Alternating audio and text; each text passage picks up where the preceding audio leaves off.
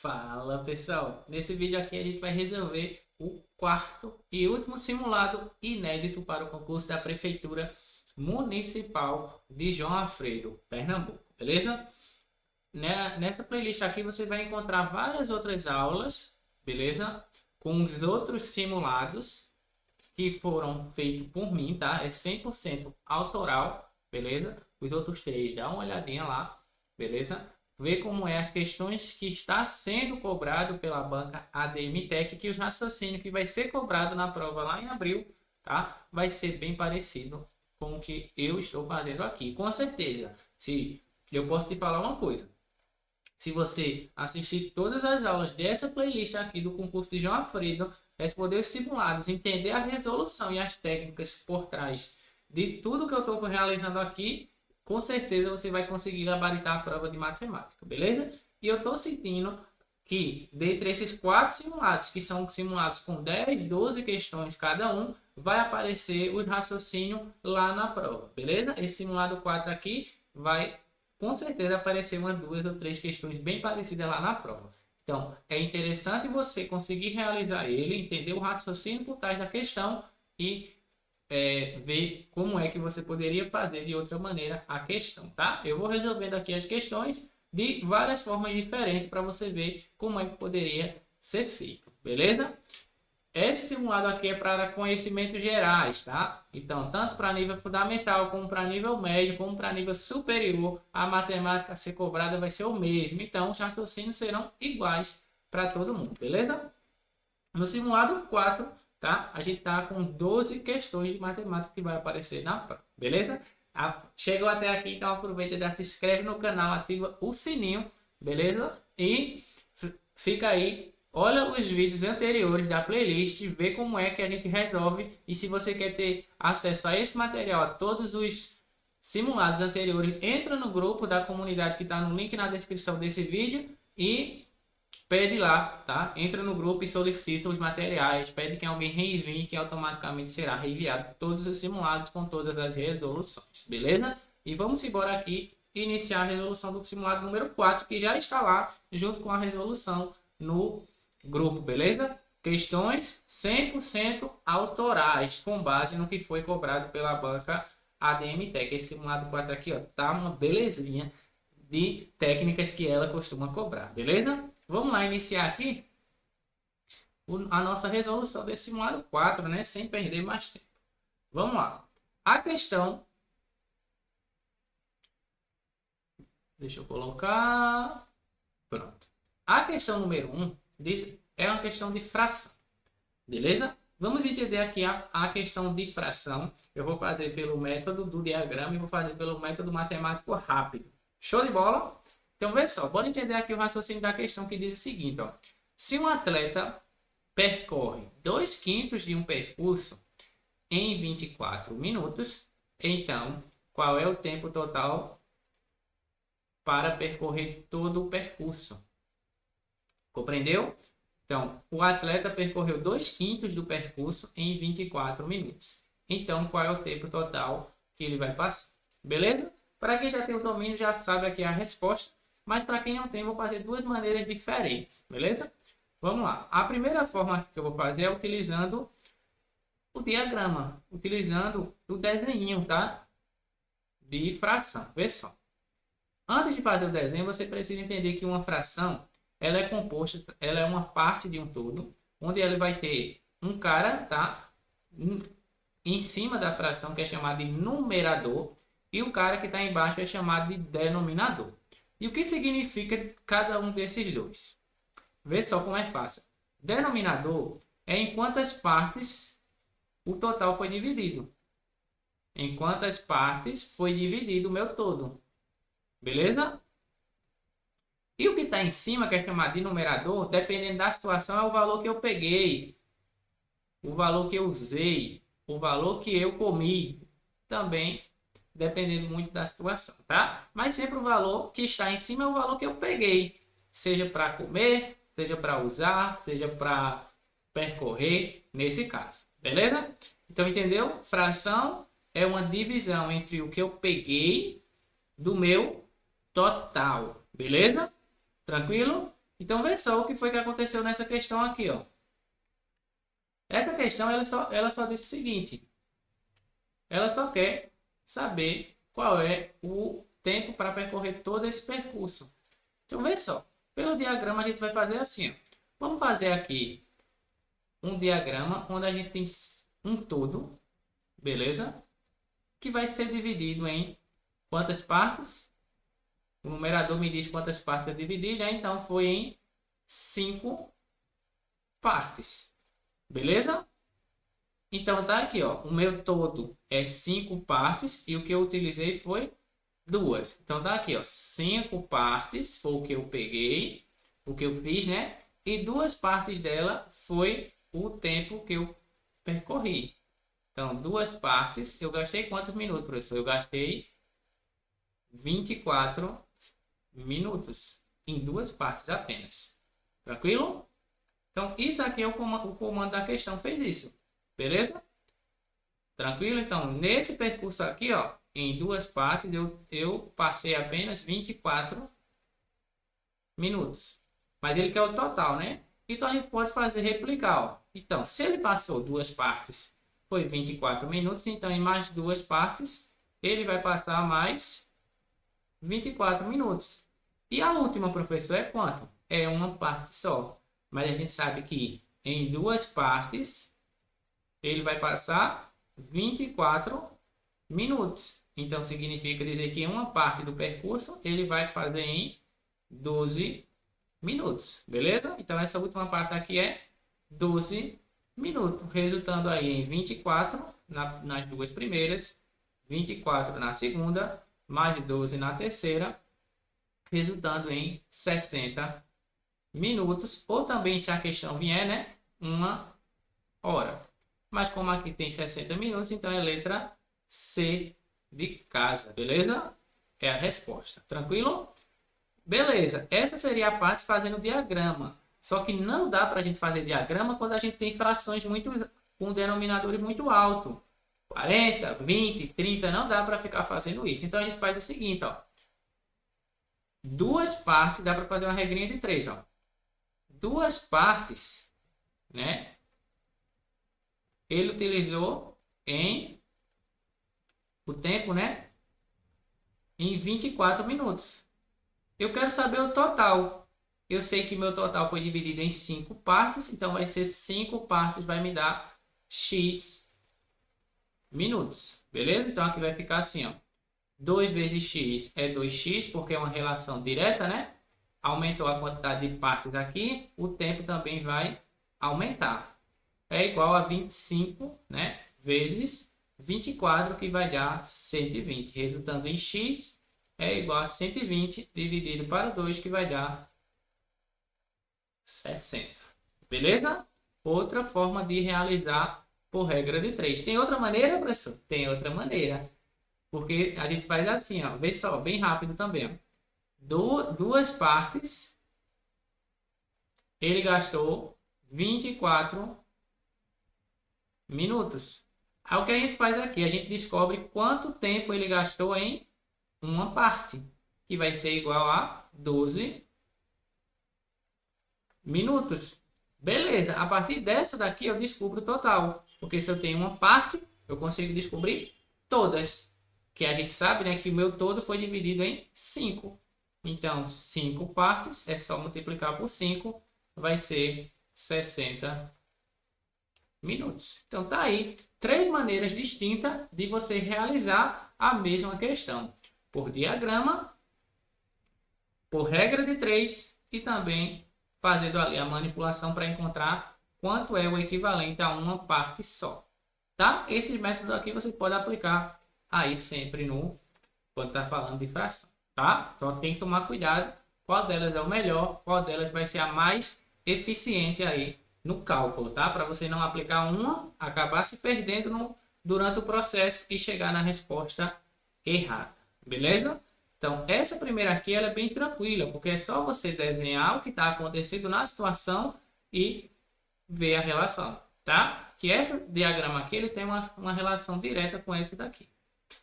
Beleza? Então, essa daí foi a questão número 1, 60 minutos. Divido pelo que está em cima e multiplica pelo que está embaixo, tá? Então vai ser assim, 2/5 de x vai dar 24, ó. Multiplica e depois divide, beleza? Esse aqui seria o método. Show de bola? Então essa daí foi a questão número 1. Tranquilo? Vamos mais uma. Questão de média, tá? Estatística. Que diz o seguinte, ó. A questão de estatística, ele tá falando aí, tá? O seguinte. Em uma mercearia, um cliente comprou 3 quilos de arroz a 5,40. Comprou 2 quilos de feijão a 7,80 e 4 quilos de açúcar a 4,50 o quilo, né? Então, o valor, esses valores aí são os valores de cada um. Beleza? Aí a pergunta é, qual é o preço médio dos alimentos nessa compra? Falou em preço médio, o que é que a gente lembra de média? Vier esse comando da questão aqui na sua prova, a gente vai calcular a média. Só que você tem que saber, tá? Onde a gente tem dois tipos de média, a média simples e a média ponderada. E qual é a diferença entre média simples e média ponderada? A média simples, a gente não tem os dados agrupados. Agrupados a gente não tem, tá? Na média ponderada temos os dados agrupados. E o que é dados agrupados, professor? São dados que estão se repetindo, né? Eles se repetem mais de uma vez. Eles estão aparecendo mais de uma vez na sequência. Então, para eu não precisar colocar eles várias vezes seguidas, então eu digo, ó, aquele dado apareceu tantas vezes, aquele outro dado apareceu tantas vezes. E isso aí é uma média ponderada que a gente vai calcular, porque os dados eles foram agrupados. O que é agrupar? É para eu não precisar ficar repetindo um dado, né? Várias vezes o mesmo dado, então eu exemplifico. Por exemplo, eu tenho dado aqui, ó, em uma distribuição a gente tem os dados assim, ó.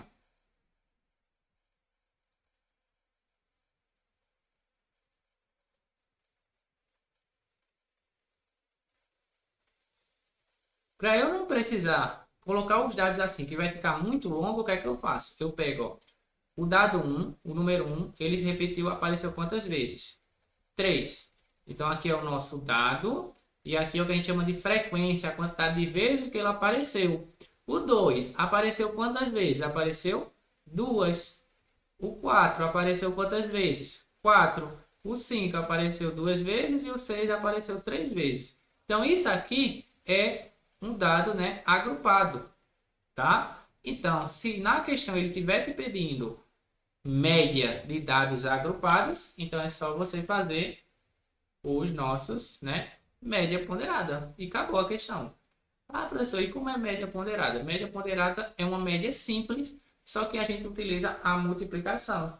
Onde a gente vai ter assim, ó, a média simples, não é a soma sobre o total. Na média ponderada, né, você vai utilizar isso aqui, só que a gente tem que ficar atento em quantas vezes os dados apareceu, ó.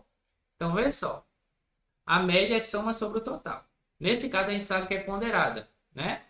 Porque a gente tem dados agrupados. Então, se fosse média simples, a gente iria fazer, ó, 5,40 mais 7,80 mais 4,50. Isso tudo sobre 3, porque são 3 valores. Mas a gente pode ver o seguinte, que o 5,40 ele apareceu 3 vezes, ele comprou 3 quilos de arroz. Então, aqui eu tenho que fazer isso, ó, 3 vezes 5,40. São 3 quilos de arroz. E o 7,80 eu comprei quantas vezes? Eu comprei 2 vezes, ó. Foram 2 quilos. Então, 2 vezes 7,80, porque foi 2 quilos de arroz. E o 4,50 foram 4 quilos de açúcar. Então, 4 vezes o quilo de açúcar, que são 4 vezes, né, 4 alimentos que foram comprados, tá? Então, foram 3 arroz 2 feijão e 4 açúcar. Só que aqui embaixo não é 3 alimentos. Foram quantos alimentos no total? Foram 3 arroz, foram 2 açúcar, 2 feijão, né? E 4 açúcar. Isso aqui é o total de alimentos. Então, isso aqui, ó, é a cara da média ponderada, tá? Onde a gente tem o que a gente chama de pesos multiplicado pelo valor e embaixo a gente tem a soma dos pesos, beleza? Mas eu não entrei aqui na definição, eu só coloquei para vocês entenderem como é que a gente calcula média quando a gente está vendo que um dado está aparecendo mais de uma vez no nosso na nossa pesquisa.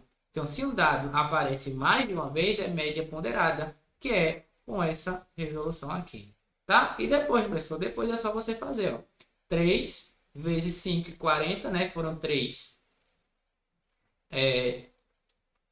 arroz, né? Então, vai dar 3 vezes 4 dá 12. Sobe 1, 3 vezes 5, 15, mais 1 deu 16. 16 e 20, mais 2 vezes 7 e 80 vai dar R$ 15,60, mais 4 vezes 4 e 50 vai dar R$ 18. Isso tudo sobre a quantidade de alimentos, que foram 3 mais 2 mais 4, que deu 9. Então, só para ficar claro, pessoal, ó, isso aqui é uma média simples, tá? Só que a gente está com dados agrupados. Então, para não ficar uma média tão grande com tantos valores que estão se repetindo, então a gente torna ela mais simples e ela torna, né, se chamar especificamente de média ponderada. Mas a média ponderada é uma média simples de toda forma, tá? Porque ela poderia ser calculada assim, ó, 5,40 mais 5,40 mais 5,40. Foram 3 arroz. Aí você faz, ó, mais 7,80 para botar o feijão. Foram 2 feijões. Aí mais 4,50 mais 4,50 mais 4,50 mais 4,50 para dar o total. Isso tudo sobre 9, porque foram 9 alimentos. Então, isso aqui é a média simples. Só que como eu tenho dados que estão se repetindo várias vezes, eu torno ela numa multiplicação para ficar mais simples, né? Para o cálculo da gente ficar melhor de se fazer. Beleza? Tranquilo? Então é isso aí. Você só prestar atenção. Ah, professor, e se ela não tivesse comprado mais de um arroz, mais de um feijão, mais de um açúcar? Aí era tranquilo. Você iria somar os 3 valores e dividir por 3, porque foram um de cada. Beleza? Então, somando aqui, ó, vai dar 16 mais 15 dá 31, né? 49 e 80 dividido para 9. Vou fazer daqui de lado, 49 e 80 dividido para 9. 49 dividido para 9, né? A gente esquece a vírgula e lembra de botar duas casas, tá? Na onde a vírgula está. Então, 49 dividido para 9 vai dar 5, né? 5 vezes 9, 45, resta 4. Desce 8. 48 dividido para 9 vai dar 5 de novo, né? Que vai sobrar, nesse caso agora, 3. Desce 0. Aqui vai dar 3, que dá 27. E vai ficar. Como tem duas casas para botar, duas casas na vírgula, onde fica com 5,53. É o preço médio dos alimentos nessa compra. Beleza? Ah, professor, eu poderia ter parado já quando eu encontrei o 5? Poderia sim, porque a única alternativa onde tem 5 ali iniciando é a alternativa letra D. Então, fica atento nesses tipos aí, tá? Nesses bizu, que é para você não precisar finalizar o cálculo, viu? A questão e marcar a alternativa. E otimizar seu tempo. É claro que é isso que é mais importante. Otimizar o tempo e acertar a questão. Beleza? Essa foi a questão número 2. Questão número 3 diz o seguinte, ó. Uma fábrica produz caixa com 2 tamanhos. A pequena, que são a cada 6 minutos, e as grandes, que são a cada 8. Se ambas foram produzidas ao mesmo tempo, depois de quantos minutos elas voltarão a ser fabricadas juntas? Então, isso aqui, né, é o contexto que a gente coloca de ponto de encontro. Se a questão está perguntando qual é o ponto de encontro entre determinadas coisas, né? Que nesse caso é a fabricação de caixas, ele quer o ponto de encontro entre elas, então é só você fazer, né? MC. Ele quer que os dois se encontram. Ele quer, por exemplo, que tome os medicamentos no mesmo horário, ao mesmo tempo. Ele quer, depois de quanto tempo aqueles ônibus que estavam na frota vão voltar a se encontrar, tá? Então esse é sempre o contexto de MMC, ponto de encontro, simultaneamente, quando estarão juntos, quando eles voltarão a piscar as lâmpadas ao mesmo tempo. Então são questões basicamente que aparecem muito em concurso, tá? Então, já fica esperto nisso. Então, MMC de quem, professor? O MMC dos que apareceram, 6 e 8. Calculando o MMC desses camaradas aqui, a gente sabe que é um tipo de fatoração que utiliza vários números, né? Então, a gente começa aqui a dividir por 2, que vai dar 6 dividido para 2 dá 3. E 8 dividido para 2 deu 4. Aqui eu continuo agora, vou botar por 3, né? Por 3. Que vai dar 1 e vai dar 4. Você poderia já ir continuando aqui por 2, tá? Ou você já poderia finalizar a questão ali por 4, tá? Porque como ele quer NMC, o intuito é chegar em 1, né? Reduzir todo mundo a 1, beleza? Então, não necessariamente precisa estar em fatores primos, tá? Mas, caso você fique com dúvida, tá? Essa técnica de não necessariamente fazer por fatores primos é uma técnica que a gente utiliza para otimizar o tempo. Mas, concurso nível médio, 3 horas de prova, vai dar para você realizar essa prova tranquilamente, tá? 40 questão, vai dar para você realizar essa prova tranquilamente. O que falta em você vai ser a técnica, vai ser o treino. Então, você daqui para a prova, você vai ter que fazer simulados cronometrados. 40 questão, pega lá o cargo que você vai fazer, a prova anterior da ADMTEC que ela realizou para aquele cargo que você vai realizar e ver quanto tempo você está gastando nos simulados, tá? 1 hora é muito pouco, 2 horas é razoável, tá? Mas passou de 2 horas e meia na prova e você já está, tá? Um pouquinho ali, já deve ter se perdido tempo em alguma, mas está um horário bom. Então, o horário máximo para você terminar a prova, um horário bom, é 2 horas e meia, tá? Um horário que não faz sentido você terminar a prova em 1 hora. Não faz sentido. E terminar a prova em 2 horas e 50. Aconteceu alguma coisa aí durante a prova para você terminar ela com 10 minutos. Então, toma cuidado com isso também, tá? Porque se você for marcar o gabarito vendo ali que o tempo está quase estourando, você pode também se perder ali, deixar o nervosismo à flor da pele e acabar errando o gabarito. Se você erra o gabarito em uma e não presta atenção nisso, você vai errar todas as outras que virão. Então, toma cuidado com isso também, tá, pessoal? Cuidado com a pressa também para não errar na hora de passar para o gabarito, tá? Ah, professor, passar o gabarito é fácil. Tem gente que erra, tá? Erra ali de maneira boba. Então, cuidado. Simulados é interessante porque além de você treinar seu tempo de prova, você também está treinando estratégia de prova e também para você não errar o gabarito. Beleza? Então, cuidado. Beleza? 1 hora é muito pouco. Não faz sentido terminar a prova em 1 hora. 2 horas e 50 já está ali no máximo. Então, com 2 horas e meia, é para você já estar revisando toda a prova, ali só olhar o que é que faltou, deixou alguma questão ali para revisar no final. É com 2 horas e meia, tá? Porque os 10, 15 minutos antes de finalizar a prova é para você passar para o gabarito tranquilamente, tá? Para você não errar nenhum. Beleza? Tranquilo? Então bora embora. O MMC aqui vai ser 2 vezes 3 deu 6. 6 vezes 4 deu 24. Então eles vão voltar a se encontrar depois de 24 minutos, que era o tempo que a gente estava lá. Letra B de bom demais. Beleza? Tranquilo, né? Questãozinha bem fácil. Show de bola? Vamos lá. Essa daqui, em questão de porcentagem. Beleza? Essa questão aqui eu vou fazer também por dois métodos, tá? O método utilizando um fator de correção e utilizando o cálculo, né, 1 a 1. Então vamos aqui, ó. A técnica 1 eu vou chamar ela de técnica tradicional, que é como todo mundo iria fazer, tá? E é errada essa técnica? Não, não é errado. Beleza? E a outra técnica aqui é a técnica que eu vou chamar ela de fator de correção. Beleza? Eu vou mostrar a vocês o que seria esse fator de correção quando a gente está dentro da porcentagem. Show de bola? Vamos lá, diz assim, ó. O preço de um produto foi reajustado em 20% e depois sofreu um desconto de 10%. Se o preço inicial era 200, qual é o novo preço? Tá? Então, marcou aí a questão, o que é que eu vou fazer? Eu vou reajustar 20, ou seja, aumentar 20% e depois eu vou tirar 10%.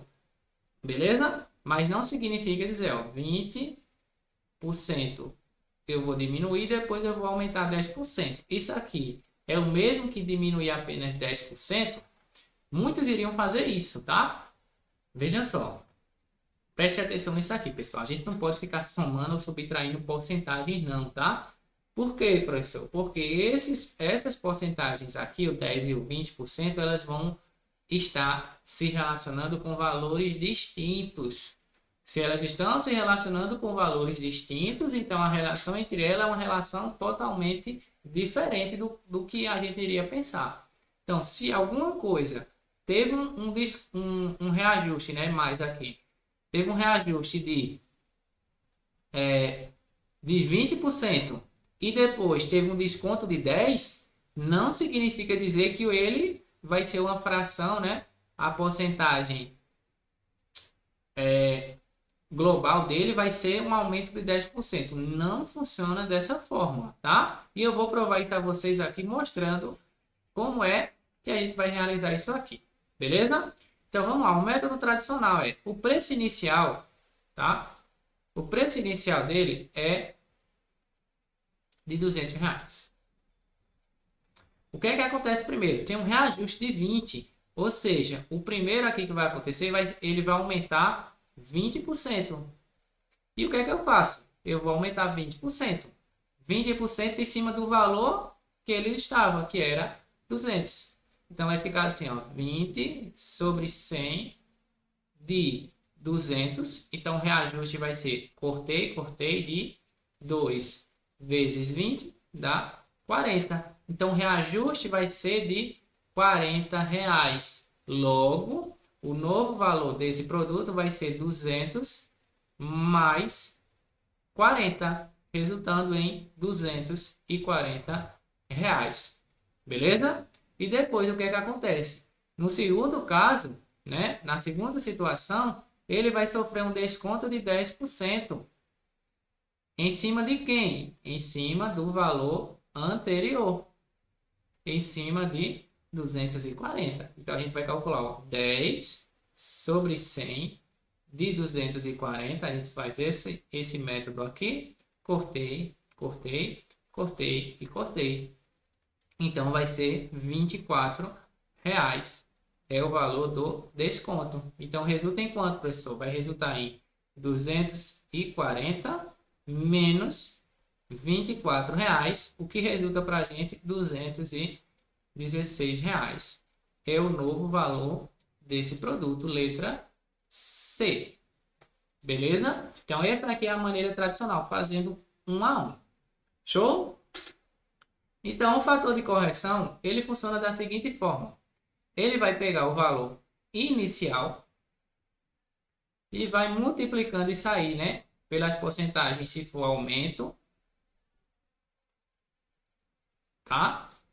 Que seria o fator de correção de aumento, o fator de correção de desconto, e se tiver mais, você vai fazendo isso aqui, até quantos desconto ou quanto aumento tá, beleza? Aumentos e descontos sucessivos. Então, vê só como é que a gente realiza isso aqui, ó.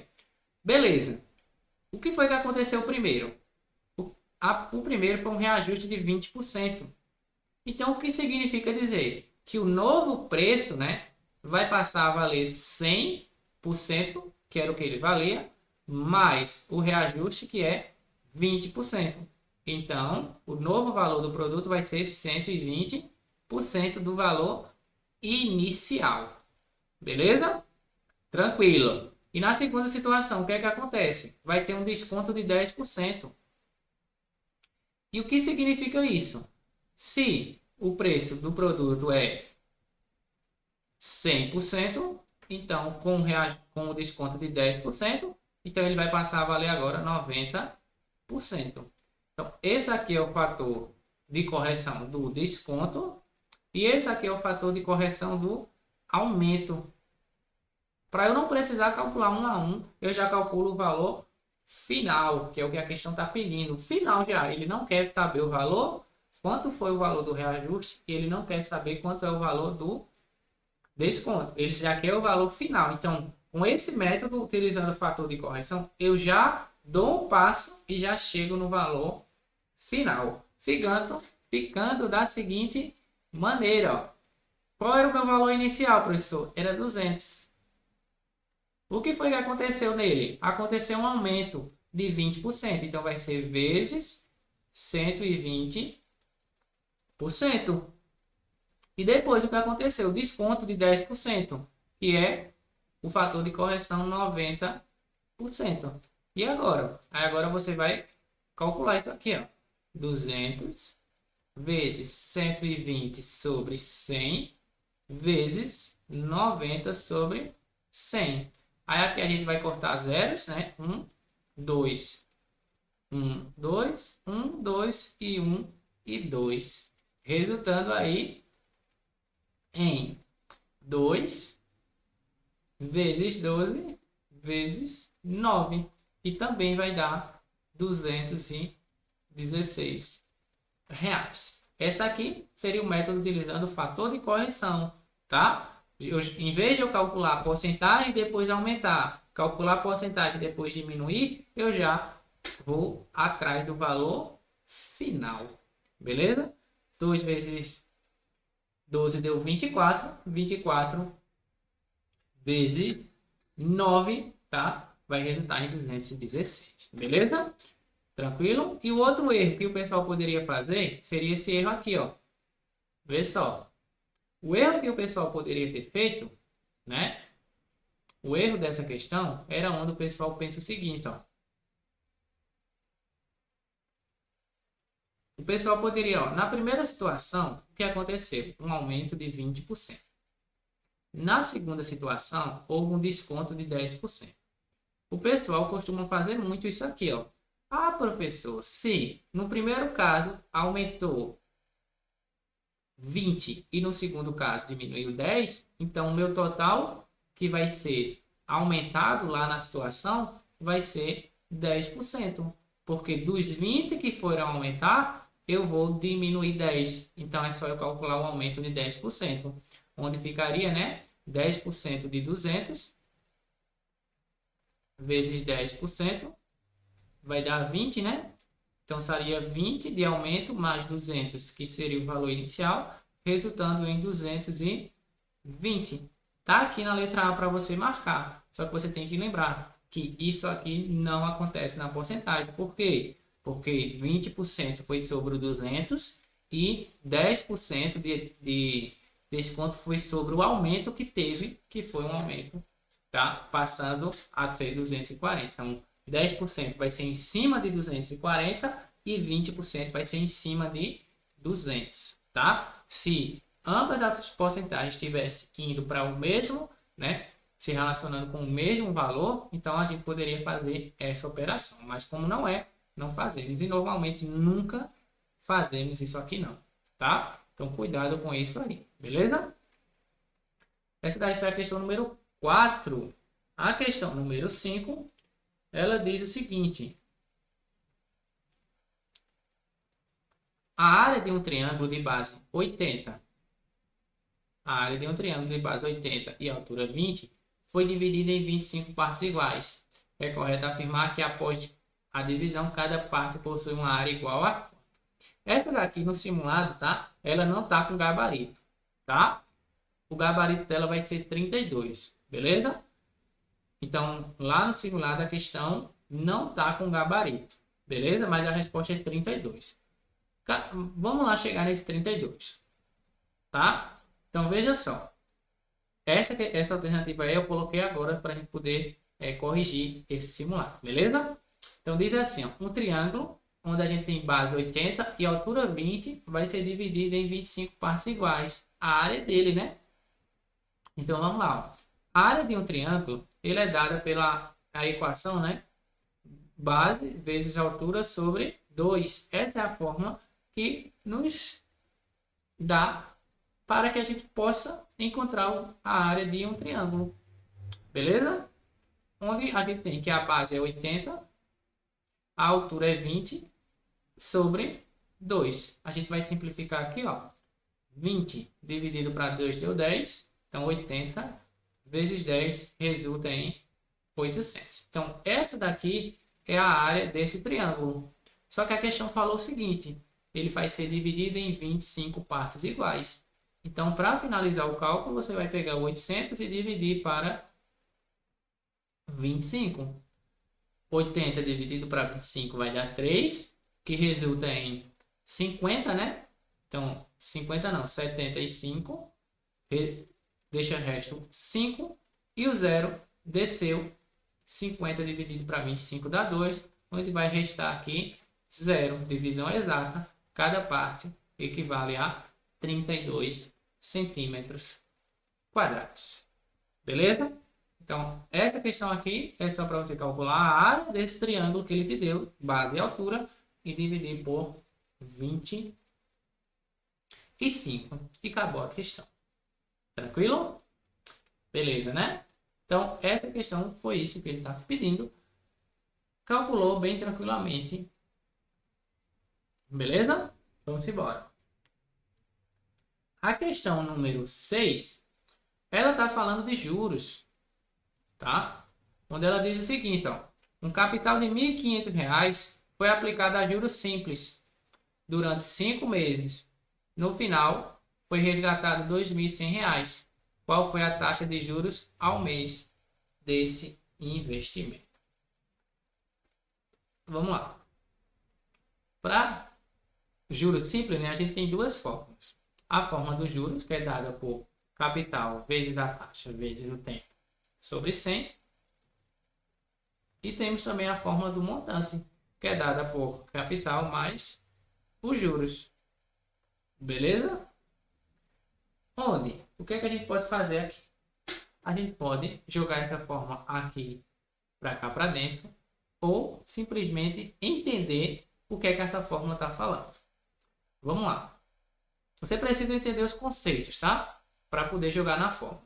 A gente tem o conceito que é de juros. O que é juros, professor? Juros é aquele valor de aumento, né? Aquele valor que aumenta. É o valor, né, que aumenta. Vamos falar assim. No meu capital que foi investido. O valor que aumenta no capital inicial. O que é o capital inicial, professor? Aquele valor investido, o valor que foi colocado lá na poupança, na conta corrente, o valor da conta do cartão de crédito atual, tá? Isso aí é o capital inicial, é o valor inicial. E juros é o quê? É o valor que aumenta no capital inicial. Beleza? E o que é o capital? O capital é aquele valor investido, o valor inicial investido. Beleza? O valor inicial investido, o valor que foi aplicado na situação. Tranquilo? E o que é I, professor? O I, ele é chamado de taxa.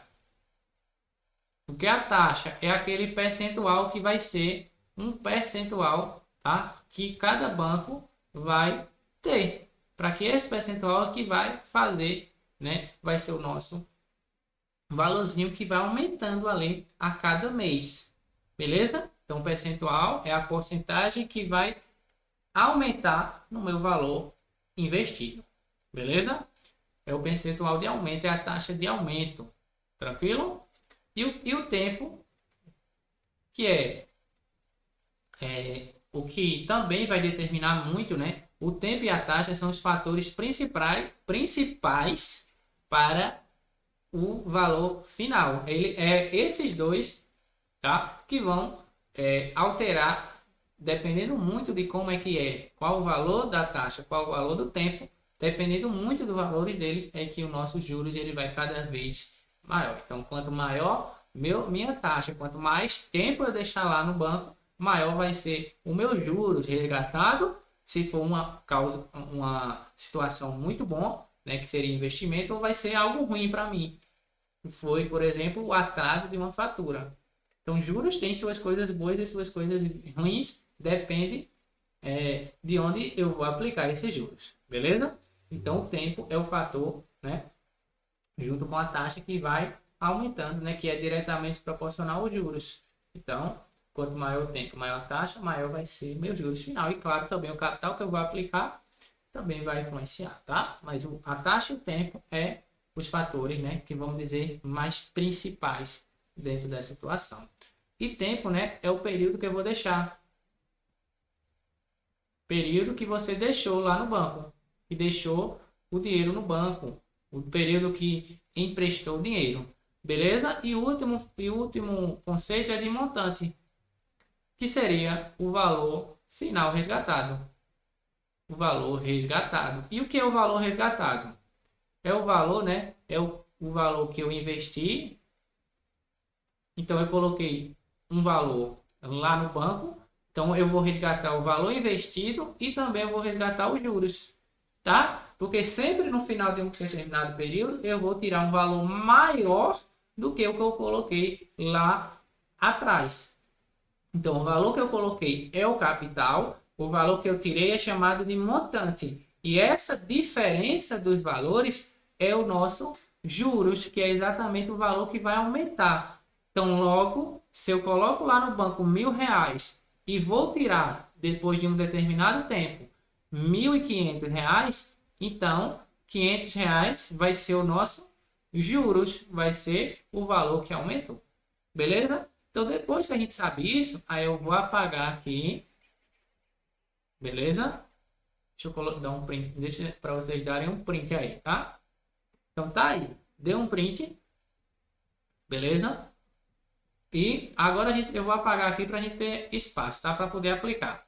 Então, sabendo disso tudo aqui, pessoal, a gente pode e vai jogar os dados nas fórmulas, tá? Então, vê só. Esse cara aqui, esse camarada eu não vou utilizar, eu vou utilizar esse, tá? Então, vamos saber aqui quem são os valores de cada letra. Os juros. Os juros a gente sabe que é o valor que aumenta. Então, vê só. Se ele investiu 1.500 e resgatou 2.100, então os juros vai ser 2.100, que é o valor resgatado, menos 1.500, que foi o valor aplicado, resultando em 600. Beleza. E o capital, professor? O capital é o valor que eu investi, que vai ser 1.500. E a taxa? A taxa é o que ele está pedindo, é o que ele quer. E o tempo? O tempo foi o período que eu deixei esse dinheiro render, que foi de 5 meses. E agora, o que é que eu faço com isso? Eu jogo na fórmula, que vai ficar assim, ó. Os juros é 600, então vai ficar, ó, 600. Jogo nessa fórmula. Juros é igual ao capital vezes a taxa vezes o tempo sobre 100. Então, os juros é 600. Beleza? Deixa eu colocar mais para cá. Vai ficar 600 é igual. Qual é o capital? 1.500. E a taxa, professor? A taxa ele não quer. Eu não tenho, então ele quer, né? Ele não quer. Ele quer a taxa, ele quer que a gente descubra essa taxa. E o tempo é 5 meses. Isso tudo sobre 100. Quando a gente tem festival de zeros, a gente corta 2 zeros em cima, 2 zeros embaixo, ficando com 600 é igual 15 vezes I vezes 5. Ficando com 600 é igual 15 vezes 5 dá 75 vezes a taxa. A taxa vai ficar da seguinte maneira, ó. O 75 vai passar dividindo, ficando com 600 dividido para 75, que resulta em 8. Então, a nossa taxa, que é o que a questão está pedindo, é 8. Letra B de bom demais. 8% ao mês. Ah, professor, eu não estou confiante dessa resposta. Aí você vai e confere ela. Pega esses 8%, joga na fórmula e ver se encontra como juros 600. Beleza?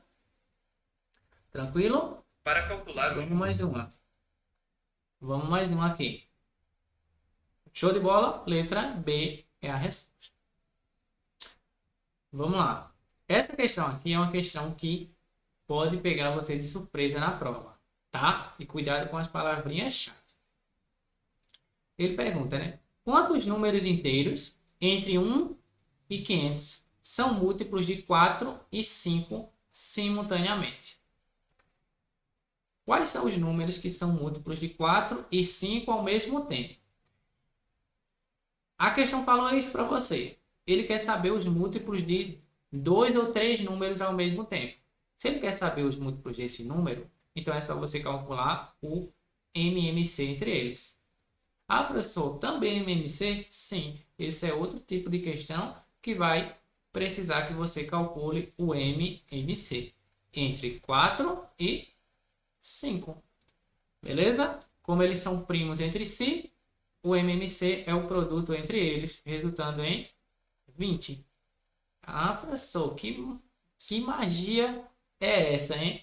Essa aqui é a teoria, tá? Quando os números são primos entre si, o MMC é o produto entre eles. Ah, professor, não lembro disso. Então você vai pegar o 4 e vai pegar o 5 e vai fazer o MMC entre eles. Ó. Por 2 deu 2 e deu 5. Por 2 deu 1 e deu 5. E por 5 vai dar 1 e vai dar 1, resultando aqui em 20. Ah, professor, eles não têm divisores comuns entre si. Isso, por isso que eles são chamados de primo entre si. Números primos entre si significa dizer que eles não têm divisor comum entre eles. Aí quando a gente está calculando o MMC, então é só você calcular o produto entre eles. E o MDC? Aí o MDC é igual a 1, mas não é esse caso, tá? Números primos entre si, pega esse bizu, tá? Primos, números primos entre si, o que é que calcula, né? O MMC é igual ao produto entre eles. Produto entre eles. Beleza? E o MDC vai ser igual a 1. Tranquilo?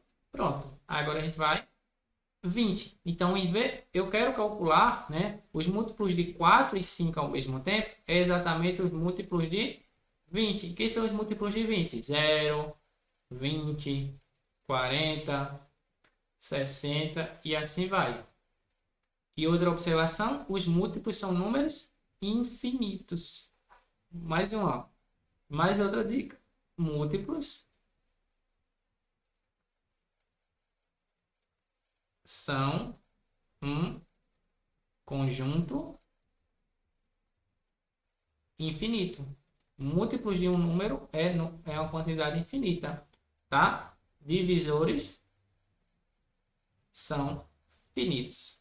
Qual é a diferença? Infinitos, a gente não sabe quantos existem. Finitos, a gente sabe a quantidade total. Então, múltiplos de um número, eu não sei quantos tem, porque eu não sei onde é que finaliza. Divisores eu sei quantos tem. Eu sei quem são os divisores de 4. Então, aquilo ali, quando eu sei todo mundo que está ali naquele conjunto, então ele é um conjunto finito. Beleza? Então, eu tô querendo descobrir agora o quê? Os múltiplos de 20 entre 1 e 500. Então, imagina só. Aqui, ó, entre 1 e 500 eu vou ter esses números. 1, 2, 3, 4, 5. E assim vai, tá? Até chegar lá em 500, ó, 498, 499 e 500. Beleza. E para que eu vou querer saber disso? Isso aqui, eu estou querendo calcular quantos dessa família aqui do 20 vai estar aqui no intervalo que vai de 1, tá? No intervalo que vai do 1 até o 500. E eu quero entre, tá, pessoal? Entre, eu quero todo mundo que está no meio. Quem está nas pontas, mesmo que faça parte da família do que eu quero, não entra no nosso no nosso cálculo, tá? Não entra para ser contabilizado, tá? Então, vê só. Aqui dentro, vê só.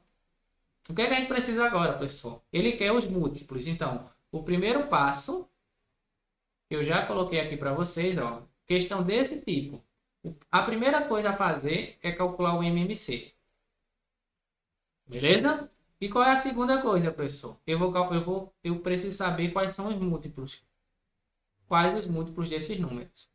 Quais os múltiplos do número que eu estou querendo achar? Que nesse caso é os múltiplos de 20.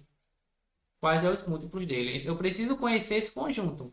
Porque se eu não conhecer esse conjunto, eu não sei quem é que vai estar dentro do intervalo. Terceiro, eu preciso saber quem é o primeiro e o último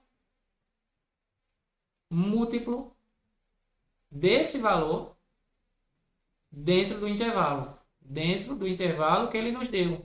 Que é um intervalo de 1 até 500. Então, calculei o MMC, descobri quem são os múltiplos. Segundo, eu preciso saber quem é o primeiro e quem é o último múltiplo de 20 aqui dentro. Tá? Então, esse é o passo a passo. Eu estou te mostrando a receita, tá? Estou te mostrando o caldo, a nata de como é que resolve essa questão sem muito fluir, tá? A gente está demorando, mas é porque eu estou te mostrando o passo a passo. Na prova, você vai ter que saber fazer isso mais rápido. Beleza? Então, tá gostando? Deixa aí nos comentários alguma maneira mais rápida de tu iria realizar isso, tá? E comenta aí quantas foi que tu acertou, beleza? Vamos lá. Então, o primeiro múltiplo de 20 que vai aparecer aqui no meio vai ser o 20, ó. Os múltiplos de 20 que vão estar aqui dentro, ó. Nesse intervalo vai ser 20, vai estar o 40, vai estar o 60, vai estar o 80 e assim vai. Até chegar lá no final. E eu preciso saber quem é os múltiplos de 20 que estão lá no final. Então, como é que eu faço isso, professor? Eu pego o último múltiplo e divido para ver se ele é o último número. Eu divido por 20 para ver se ele é múltiplo do nosso queridíssimo ali. Que a gente sabe que é, né? Porque a divisão deu exata. Então, esse camarada aqui é 500, também é múltiplo de 20, que é o anterior, 480, e temos 460. Então, esses daqui são todos os múltiplos de 20. Só que, olha só, que você não pode deixar isso passar. Ele quer os múltiplos entre 1 e 500. Ele quer todos os múltiplos que estão aí no meio. Então, eu tenho que excluir o 50. O 500, perdão. Por quê, professor? Porque o 500 não está entre 1 e 500. Tá? Então, é todo mundo que está daqui para frente, a partir do 1 e antes do 500. Então, nem o 1 e nem o 500 vai entrar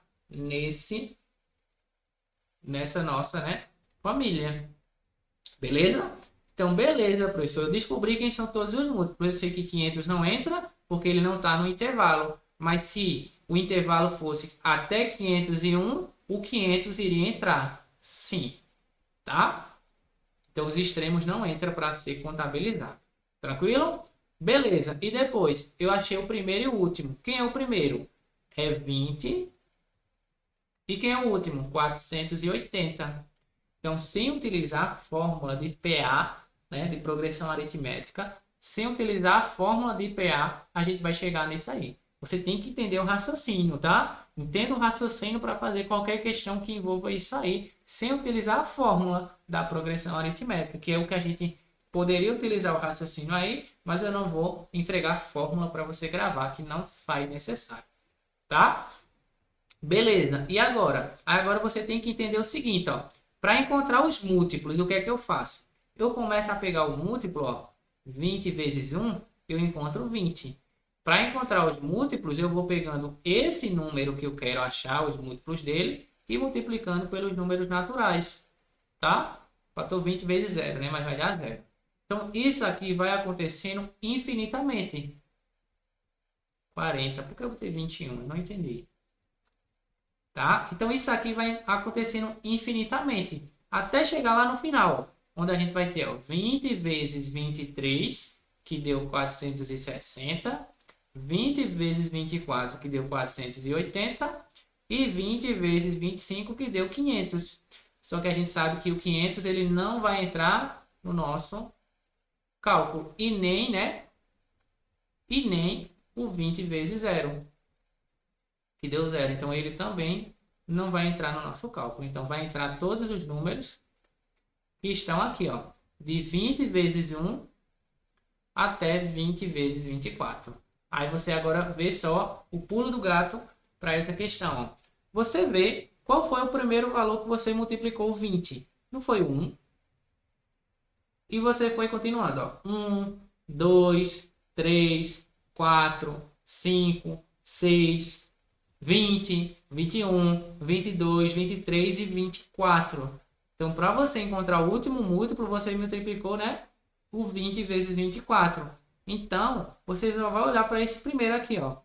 Do 1 até o 24. Quantos números eu tenho? Eu tenho 24. Viu que massa? Então, do 1 até o 24, eu tenho 24 números. Ô, professor, e se fosse o 0? Aí você iria ver, ó, do 0 até o 24, eu tenho 25 números. Ah, professor, e se fosse do 3 até o 24? Aí você vê, do 3 até o 24, você vai ter 21 números. Então, você tem que sempre olhar para o primeiro e para o último, para ver quantos números você fez isso. Ó. Foi do 1 até o 24. Vê que massa. Então, do 1 até o 24, eu tenho quantos números? Eu tenho 24. Então, aqui apareceram 24 múltiplos de 20 no intervalo. Ah, professor, se fosse de 10 até 15, aí você iria ver que de 10 até 15, você tem 6 números. E é só isso. Pegou? No quarto intervalo, você vai só contar. Contar quantas vezes aconteceu a multiplicação. Conta. Então, vê só. Recapitulando, tá? Primeiro, a gente calculou o MMC de 4 e 5, que deu 20. Segundo, eu descobri que é os múltiplos de 20 que eu estou atrás. Depois, eu vou no intervalo que ele me deu e vejo quem foi os múltiplos desse camarada, que foi o de 20, que apareceu no intervalo. Em seguida, eu faço essa manipulação aqui e vejo quantos tem. Beleza? Tem muitos que fazem assim, né? Você vai pegar o último, subtrair o primeiro e somar 1. E esse conceito aqui é o conceito, tá, de PA. Então, se você quiser gravar, você pode gravar isso. Para descobrir quantos múltiplos tem. Seja quem for, você vai pegar o último, que é 24, subtrair o primeiro e somar 1, tá? Que vai resultar em 24. Ah, professor, então se fosse do 3 até o 23, você vai fazer, ó, 23 menos 3 deu 20, mais 1 deu 21, tá? Então, seria basicamente esse raciocínio que você iria utilizar, que a gente utilizou ali. Beleza? Tranquilex? Então, para a questão 7 foi isso. Show de bola? Tá gostando? Deu para entender? Se tu estiver acompanhando aqui e tá achando que tá muito devagar aqui a explicação, tem as configurações lá no cantinho, acho que tá para lá no cantinho, tá? Tem as configurações, coloca no 2x, no e-mail, que é para você conseguir ver acompanhando ali mais rapidamente. Show? Então vamos lá. A próxima questão, né?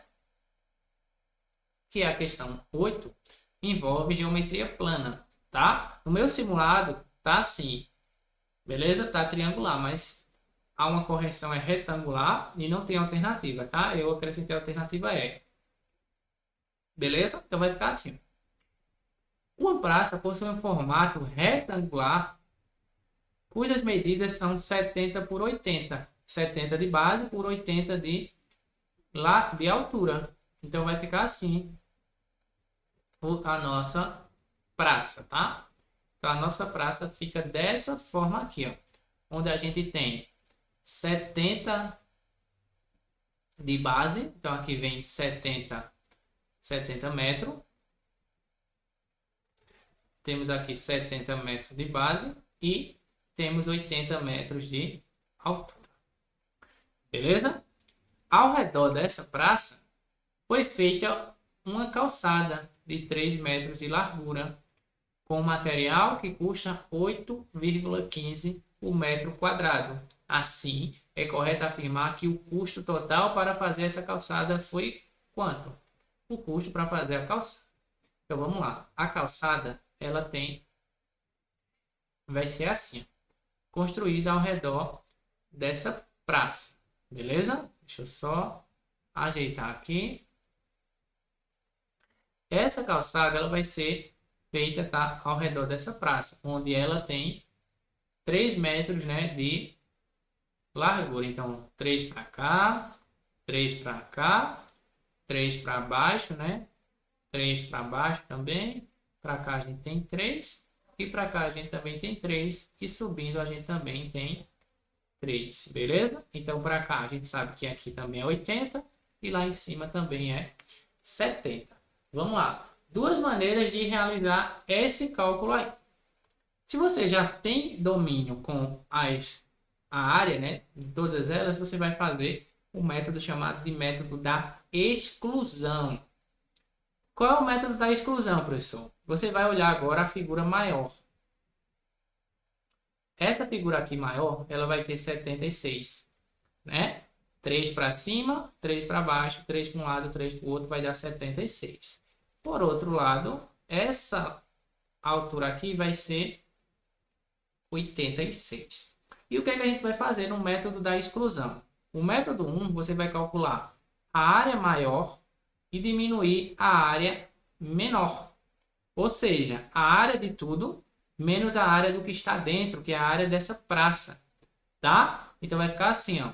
A área maior é igual a 76 vezes 86, que resulta, deixa eu fazer aqui, 76 vezes 86, 6.536 metros quadrados. É a área da praça, junto com a área da calçada. Então, é a área total. Depois, o que é que você vai fazer? Você vai calcular a área menor, a área do que está dentro apenas, que nesse caso é a praça, tá? Então, isso aqui é a área total.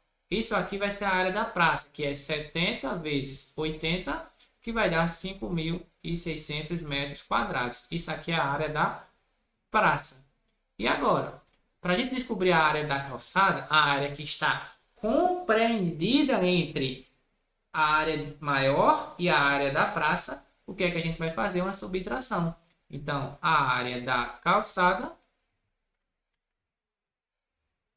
beleza? Então, a área da calçada vai ser igual à área total, que é a área de fora, 6.536, menos 5.600. Beleza? Isso aqui vai resultar, tá? Vai dar 400, né? Para chegar em 600, 400, 936. É isso? 6.536 menos 5.600. 936 metros quadrados é a área da calçada. E agora o que é que eu faço? Eu vou multiplicar isso aí por 8,15 vezes 8,15, tá? Então, o total que vai ser gasto vai ser a área da calçada, 936, vezes R$ 8,15 o metro quadrado, resultando em 7.628,40 reais. Essa aqui seria a alternativa letra E. E esse é um método, tá? Então, se ele te dá uma figura e diz que ao redor vai fazer uma calçada, vai gramar, vai colocar um jardim, então você já entende que isso aqui, né? Essa figura total vai passar a ter uma área maior.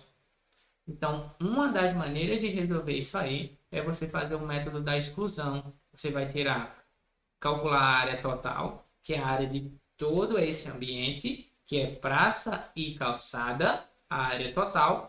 Em seguida, você vai calcular a área do que está dentro, tá? Que nesse caso é a praça. Pode ser um jardim que esteja dentro, pode ser um chafariz, pode ser uma lagoa, mas você vai calcular a área daquela figura que está dentro, que é um retângulo, né? Então, calculou a área da figura que está dentro, 5.600. E eu quero descobrir a área que está entre eles, né? Então, isso aqui é o de fora e esse é o de dentro. Eu quero descobrir a área da calçada. Se eu quero a área da calçada, então eu vou calcular, fazer, né? A área que está fora menos a área do que está dentro, porque o que sobrar, porque se eu tirar daqui de dentro isso, o que é que sobra? Apenas a calçada. Então, esse aí é o método da exclusão. Beleza? Aí a gente encontra que é 9.936 e multiplica pelo valor do metro quadrado, que é 8,15. Show de bola? Então, é isso aí. Letra E. E qual é o outro método, professor? O outro método é você teria que ter desenhado isso aqui, tá? Esse método que eu te mostrei é o método que você poderia fazer só pensando, né, essa figura mentalmente e ir organizando os seus raciocínios. Mas para esse caso agora, que é o método 2, você vai calcular uma a uma, você precisaria desenhar para poder entender o que é que está acontecendo, tá? Então, o método 1 a 1 você desenhou e você vai calcular, ó, cada área dessa individualmente e no final você vai somar, tá? Então você fez o nosso gramado e você calcula 1 a 1. Esse camarada aqui em cima é 3 vezes 3. Então a primeira área, ó, 3 vezes 3 deu 9. Só que também você pode imaginar o seguinte, a gente tem 4 iguais, ó. Então esses 4 pedacinhos aqui, as pontas, é 3 vezes 3, 9. Como eu tenho 4, vai dar 36. Então, a primeira, né, que seria as pontas, eu deu 36. Aí a gente calcula esse daqui, ó. Segundo, seria 70 vezes 3, que é um retângulo, 210. Porém, eu tenho 2, ó. Então, eu tenho o lado de cima e o lado de baixo. Então, vezes 2, resultando em 420. Beleza? E o outro? O outro é as partes, né? Aqui da direita e esquerda. Então, aqui, ó, é 80 vezes 3, que vai dar 240. Porém, eu tenho 2, ó. Um de um lado e o outro do outro. Vezes 2 deu 480. Quando você soma todo mundo aqui, ó, 400 mais 400 deu 800. 800 aqui deu 100, 936 metros quadrados. É a calçada. Aí você volta e multiplica por 8,15. Tá? Então, essas seriam duas formas de você resolver. É claro que a primeira vai envolver um cálculo com valores maiores, né? Mas também você só precisa fazer 2 aqui e em seguida multiplicar pelo valor do metro, tá? Se ele quisesse só a área da calçada, a gente ia entregar ele esse valor aqui. Beleza? Essa foi a questão número 8. Tranquilo? Vamos lá. Questão número 9. Unidades de medida com raciocínio, tá? E diz assim, ó. Um elevador que suporta uma capacidade máxima de 1.500, 1.050 quilos, será utilizado por 30 pessoas para ir do térreo, né, do andar 0 ao 12º. Juntas, né, essas pessoas totalizam 3.521 quilos. Sabendo que o tempo de ida e o tempo de volta é 1 minuto cada do elevador, como o elevador foi utilizado apenas para levar essas pessoas ao 12º andar, partindo do térreo e considerando as informações apresentadas, podemos afirmar que o tempo total para levar a última pessoa ao 12º andar foi de quantos minutos? Beleza? Tranquilo? Facinha, né? Então isso aí vai ser a seguinte situação. A gente vai ter um prédio, tá? Onde a gente tem um elevador que vai ser utilizado por essas pessoas, tá? Aí o que é que vai acontecer? Temos 30 pessoas para ir. Onde? Elas vão sair do térreo. Então, elas vão sair do andar 0. Então, elas vão entrar aqui. Ó. Tem 30 pessoas para subir. Tá? Então, entrou no elevador, vão até o 12º andar. O elevador inicia aqui. Tá? Então, o início é aqui. Beleza? Então, vamos lá. O elevador ele vai subir até o 12º. E ele vai gastar 1 minuto. 1 minuto é o tempo que ele gasta para subir. E também o tempo que ele vai gastar para descer. Então, também ele gasta 1 minuto para descer. Tranquilo, já entendi isso. Só que o que é que tem? Ó? A capacidade máxima do elevador é 1.050 quilos. E a gente tem, né, que o total de pessoas, de massa, né, das 30 pessoas, é 3.521 quilos. Então, não dá para todo mundo ir de uma vez só. Então, o que é que vai acontecer? Você vai ter que entender quantas viagens ele vai dar. Né? Então, se eu pegar 3.521 e dividir isso aí para 1.050, eu vou encontrar que ele vai dar 3 viagens, que vai resultar em 3.150, e ainda vai resultar em 271 quilos para ele ir, né? Que não pode ser aí 3 ou 2 pessoas, tá? Então, ele vai ter que dar 3 viagens com carga máxima. Então, ele vai dar 3 viagens com carga máxima.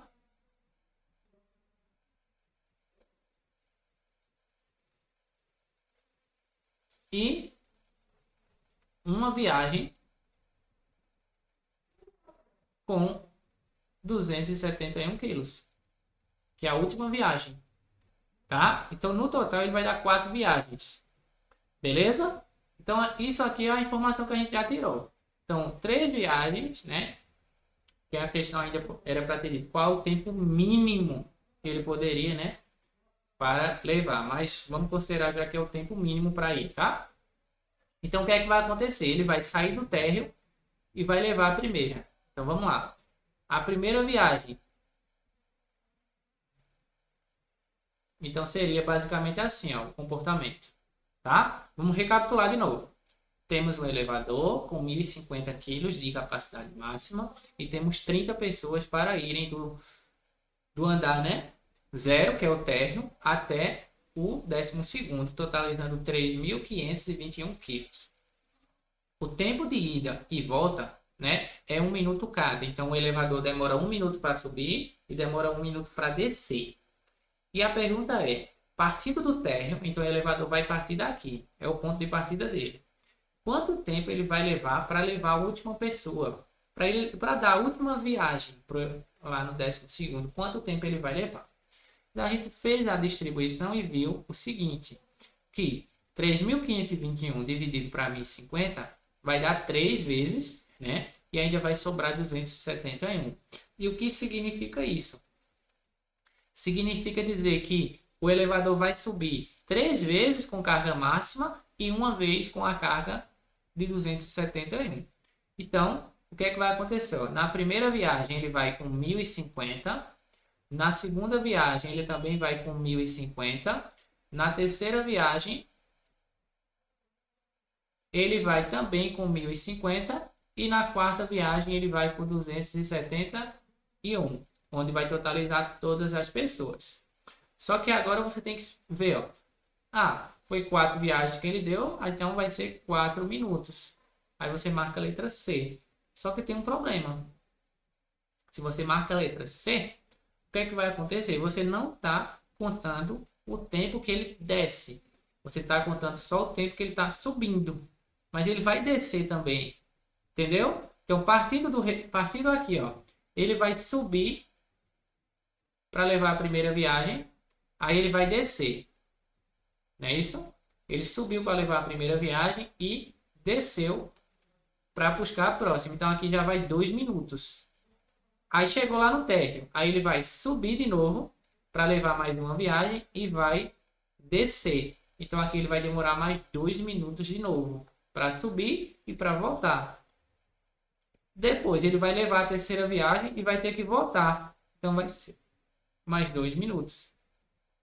E na última viagem ele só vai precisar subir, porque não vai ter ninguém mais para ele buscar. Então, totalizando ali, ó, 7 minutos ele vai gastar para levar todo mundo. Onde ele vai subir 4 vezes, né?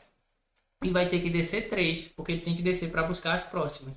E elas vão utilizar apenas esse elevador para fazer todo esse trajeto, tá? A questão poderia vir com 8 minutos também, né?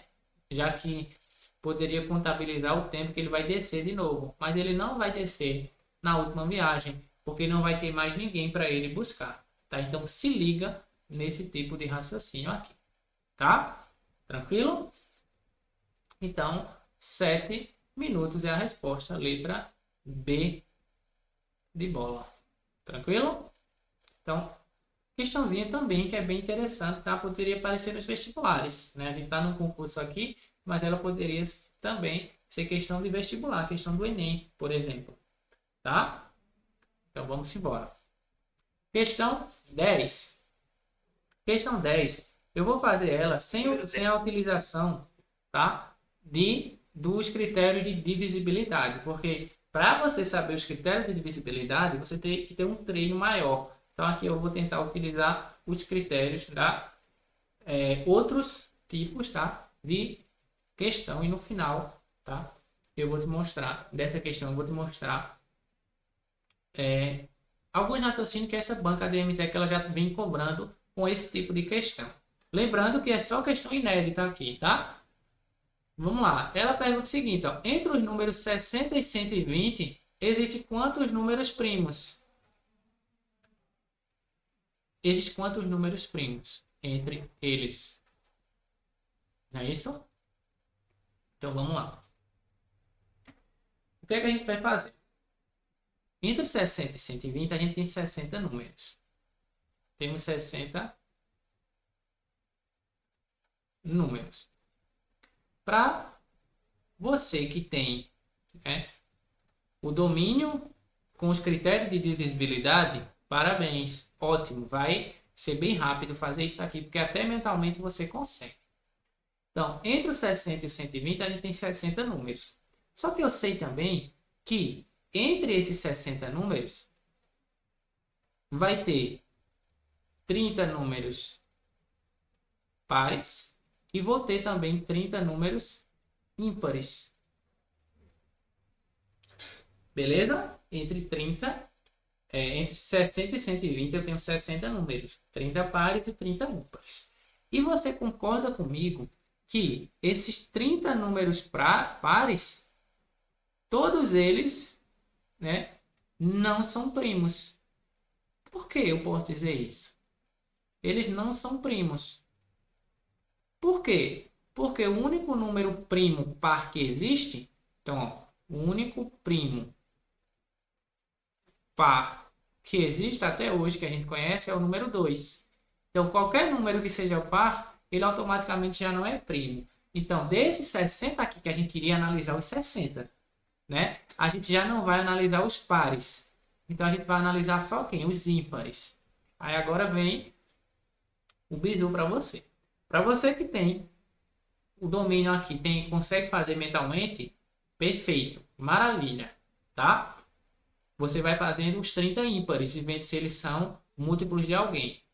Mas para você que não tem esse domínio, tá? Não tem tanto o domínio de cálculo mental, você vai fazer aqui, como é 30 números apenas, então eu posso escrever esses 30 ímpares, onde vão ser aqui, ó, 61, 63, 65, 67, 69. Beleza? Aí o restante, ó, 71, 73, 75, 77 e 79. Esses são os dos 70, né? Aí vem 81, 83, 85, 87 e 89. Aí vemos o quê?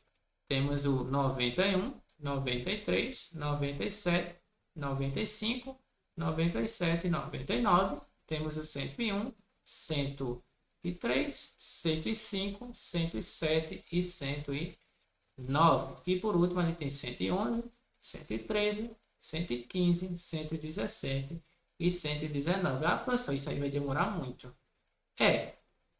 Mas como eu falei a vocês, né? 3 horas de prova, dá pra gente realizar isso aqui, tá? Então fica ligado aqui que eu vou te mostrar um bizu já já.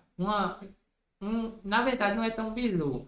É um tipo de questão que a DMTEC ela tá cobrando tanto, tá? Então vê só. Eu calculei aqui, eu vi que é só 30. Então serão números ímpares, né? Então o que é que a gente faz? A gente vai começando a riscar. Vamos riscar aqui, desse que a gente colocou, os múltiplos, tá? De 2, de 3, 4, 5, 6, 7, 8, 9, 10, 11 e talvez a gente vai fazer com 12, tá? Mas creio que não vai precisar. Então a gente vai riscar os múltiplos desse daí. Vamos riscar os múltiplos. Por que eu vou riscar os múltiplos? Porque esses números aqui, ó, esse é primo, primo, primo, primo, esse é primo, esse aqui também é primo e temos mais primos. Então, esses primeiros aqui, ó, 2, 3, 5, 7 e 11 são todos números primos.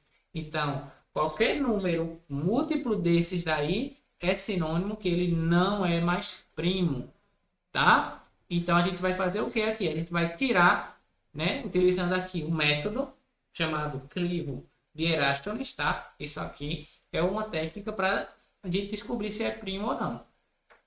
Por trás disso aí também está os critérios de divisibilidade. Se você tiver o domínio, já calcula aqui. Se não, vamos lá. Então, a gente já tirou os múltiplos de 2. Não foi? Que foram os pares. A gente já tirou. Então, a gente vai tirar os múltiplos de 3. Agora, tá? O que é os múltiplos de 3? Vamos lá. O 60 é múltiplo de 3. Não está aqui. Aí você vai aumentando, né? 60, 63 é múltiplo de 3. Então, ele não é primo. Depois, 66, 69, 72, 75, 78, 81, ok?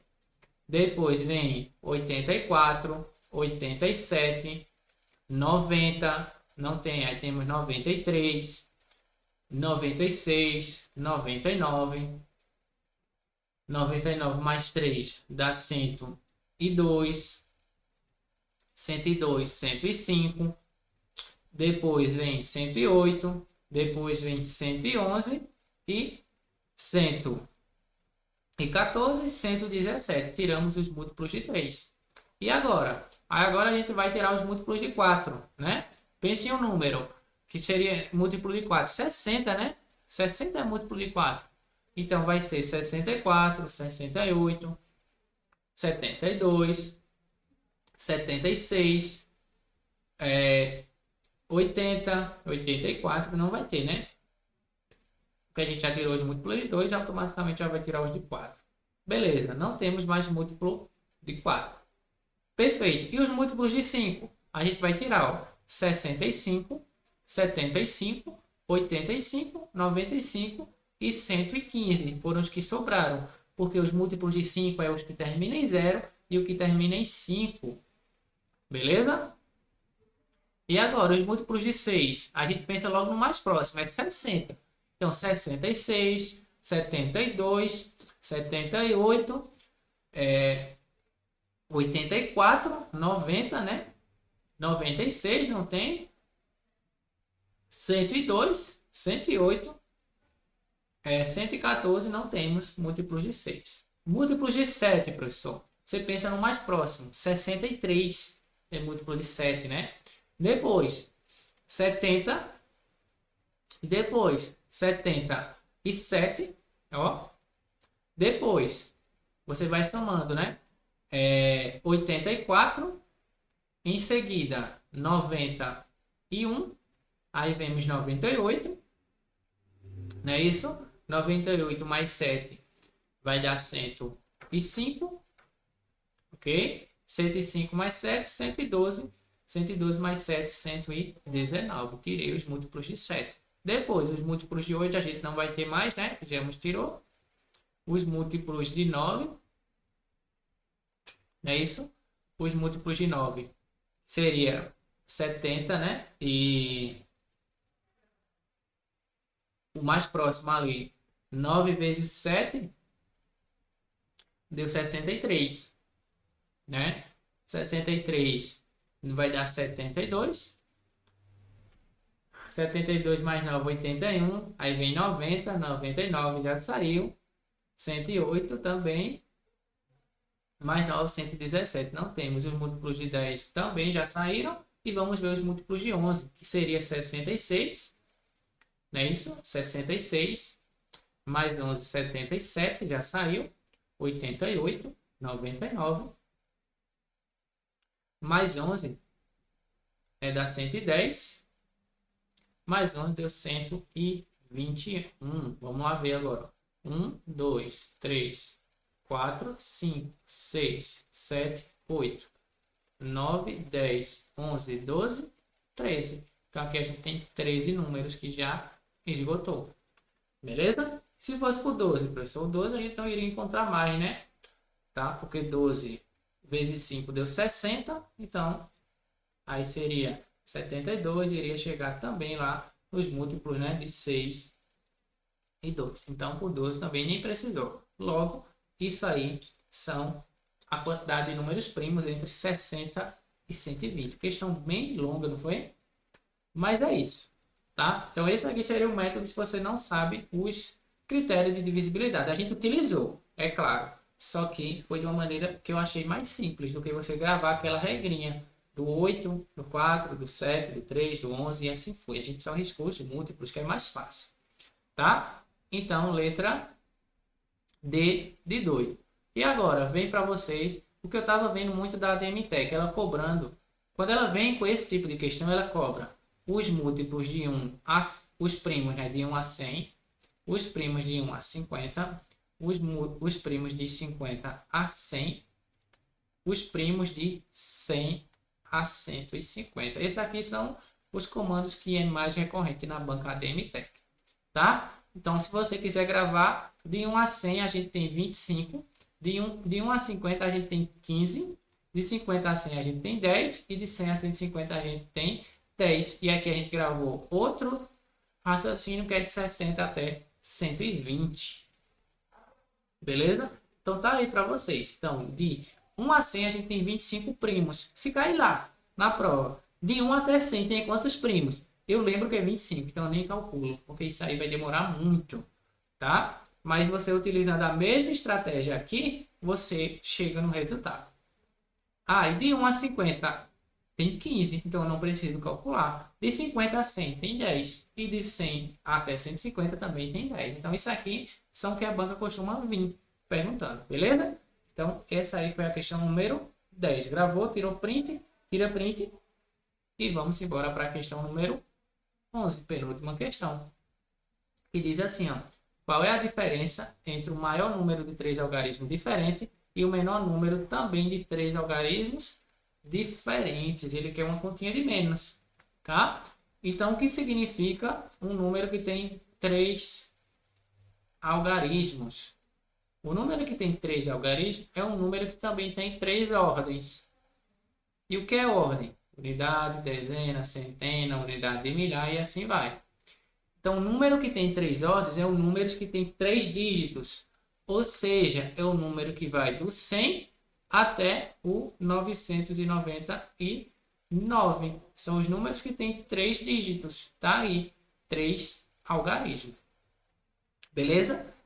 Então, isso aqui são todos os números, né, que estão compreendidos números inteiros, tá? 100 até 999.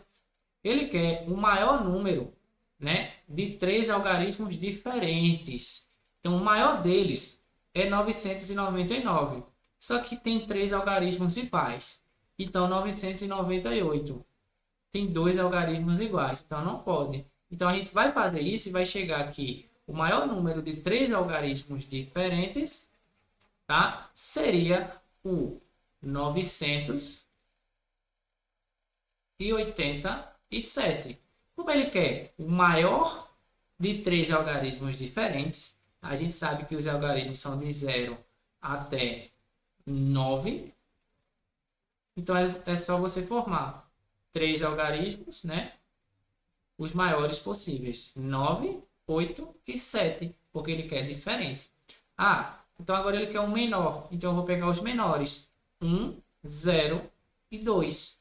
Tá? E não 0, 1 e 2. Porque se eu colocar 0, 1 e 2, esse número ele passa a ser o número 12. E ele tem apenas 2 algarismos. Tá? Porque o 0 é à esquerda, a gente desconsidera na formação dos números. Tá tranquilo?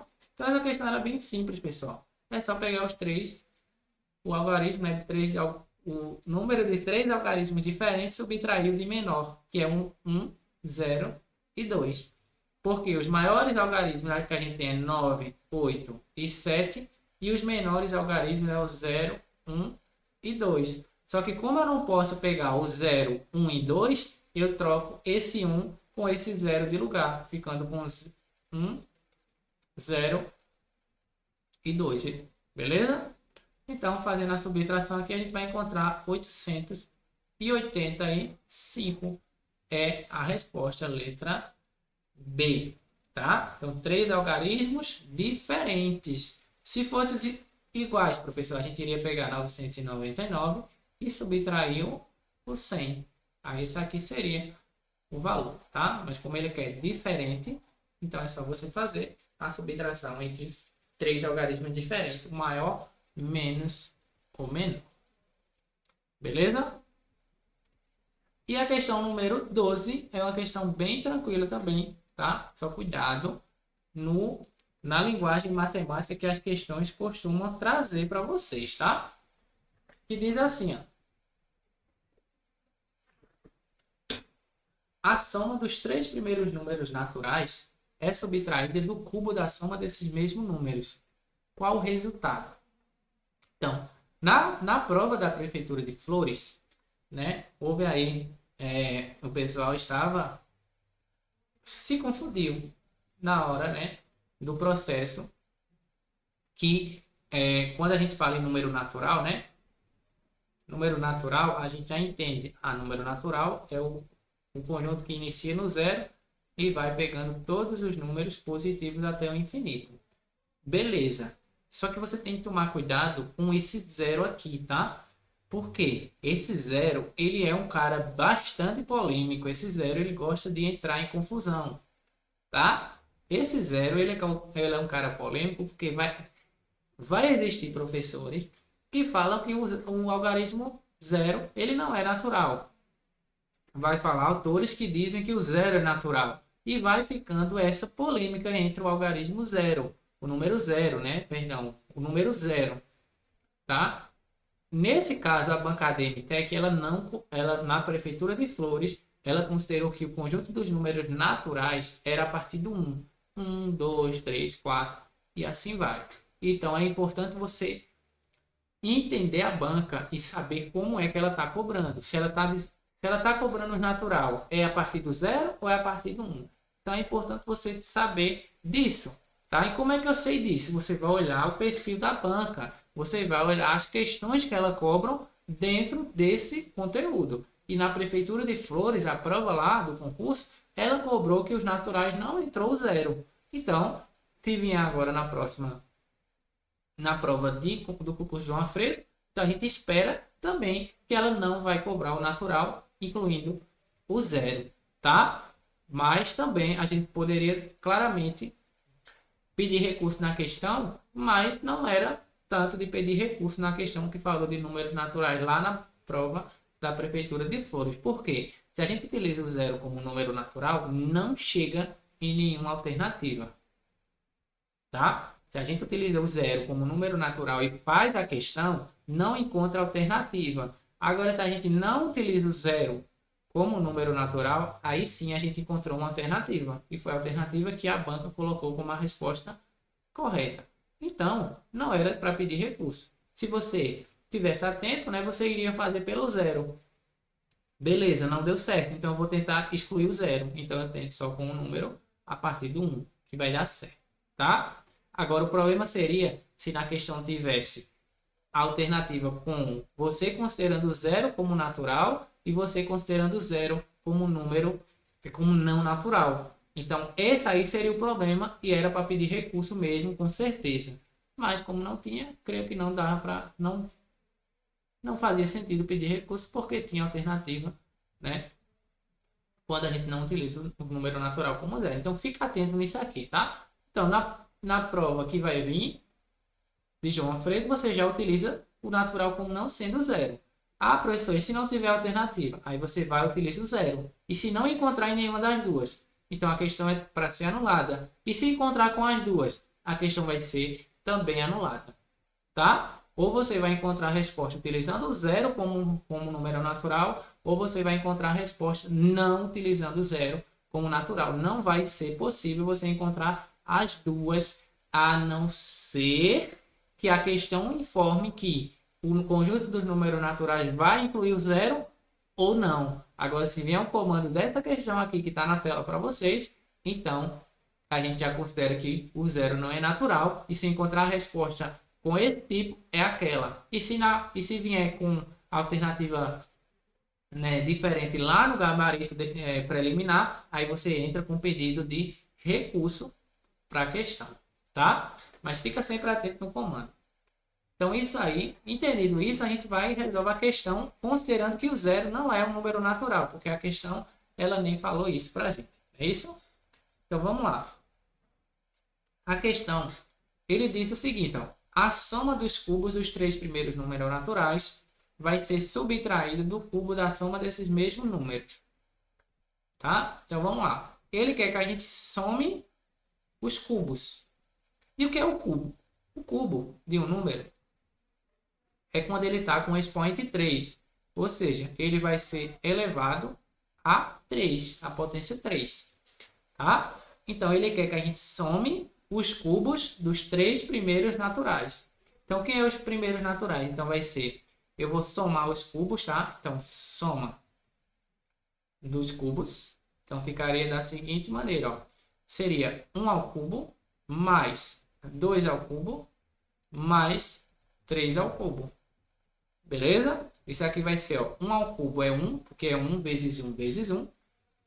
2 ao cubo é 2 vezes 2 vezes 2, tá? E não é 6. 2 vezes 2 é 4, vezes 2 dá 8. Cuidado com isso também. E 3 à terceira não é 9. 3 à terceira é 3, vezes 3, vezes 3. Que vai dar 27. Somando aqui deu 36. Essa é a soma dos cubos. E o outro? Ele quer o quê? Ele quer o cubo da soma. Ele quer que a gente faça o quê? A gente faça o cubo da soma. Então, a gente vai somar os números. 1 mais 2 mais 3. Somei. E ele está mandando a gente fazer o cubo dessa soma. Então, tá aqui. 1 mais 2 deu 5. Deu 3 mais 3 deu 6. Elevado a 3. Que isso aqui vai ser 6 vezes 6 vezes 6. 216. Então, já fica ciente aí, ó. Soma de cubo é diferente de cubo da soma. E ele está mandando a gente subtrair. 216 menos 36 é igual a 180, letra C de casa. Então, esse tipo de questão aqui, fica atento, tá, pessoal? Falou em número natural, já fica atento no que é que ela está dizendo. Se ela mandar você excluir o zero ou incluir o zero, então você inclui. Se não, é só fazer como se o zero não fosse um número natural, beleza? Então, essa questão aí foi a última questão desse simulado número 4. O simulado inédito, tá? Questões 100% autorais, feitas por mim com base nos editais e provas da banca ADM Tech, beleza? Gostou desse simulado? Aproveita, se inscreve no canal, ativa o sininho para não perder nenhum